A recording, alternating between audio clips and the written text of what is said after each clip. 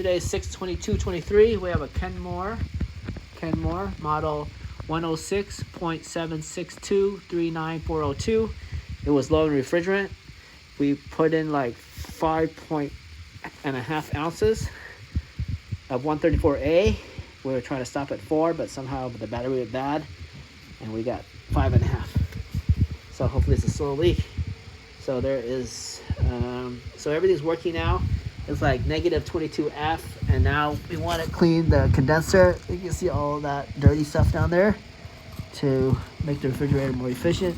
There's a water filter here that I took out. Water filter is sitting somewhere there. There it is, this one right here. And then you just have these two clips there, and then it just kind of slides out, just like this. And it looks like there's some paperwork here for it,